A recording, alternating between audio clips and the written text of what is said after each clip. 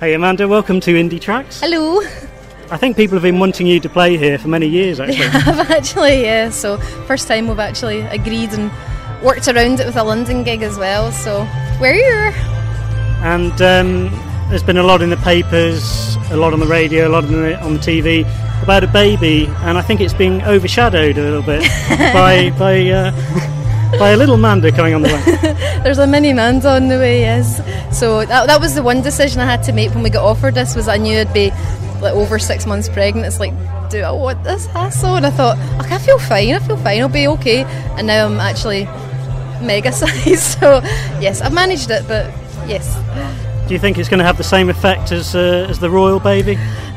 I can't see people all stopping what they're doing and watching a telly for ages, but I don't think I'll be on telly at all. But. We might start a national Facebook campaign to get Candy Pop played when the birth happens, maybe. Yep, and I want you to do it. That's your job.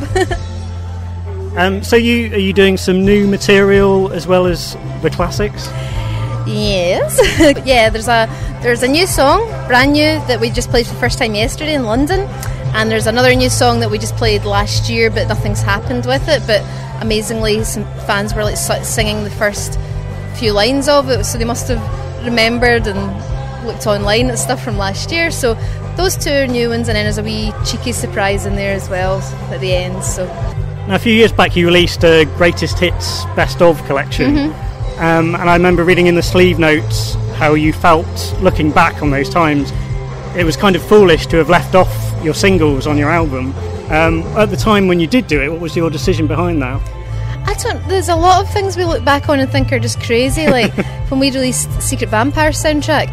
Tell me another band that does a chart single and it doesn't have the name of the single on the front cover of it. It's an EP name, so people go into shops saying, can I get the single Candy Pop? Nah, we don't have that.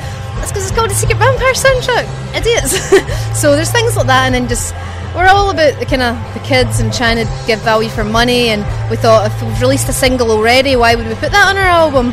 And then you think, that's actually stupid.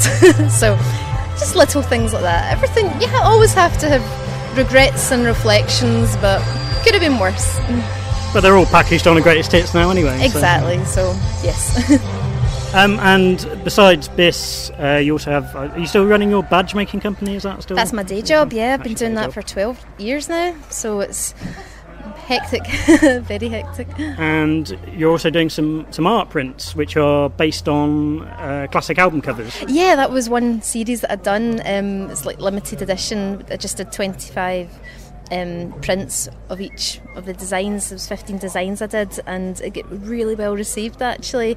A bunch of the original artwork got sold as well as the prints, and then I've done a thing after that as well, which was 3 acrylic on canvas, and they sold the 3 of them. So it's been really, really exciting actually, just doing something completely different. I don't know what I'll do next. I've brought some of the prints to sell here, but I don't have many left now actually, so it's really nice to think that these limited prints are getting homes that will be well received places.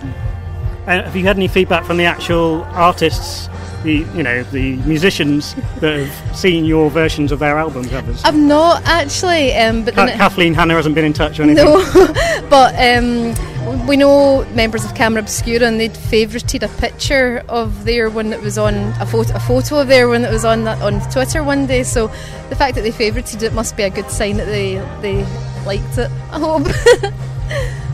Well, it's good to see you back. I don't know if it'll be a long-term thing. Obviously, you're a baby on the way, so you're probably going to take another break again. But we hope that there'll be a sort of a massive, huge stadium take that BIS tour in 10 years' time or so. I love having something coming up. I hate it when there's not something in the news section of our website. I always want to have something on the go. If someone says, what are you up to? I always want to say, I've got this and this coming up. So even with the baby, we'll work around it, because I don't get any maternity leave with my business. So I'm going to be used to just getting back to work like as soon as I've had the baby anyway. So don't worry, we'll be back. Thank you very much, Manda. Thank you for talking to me.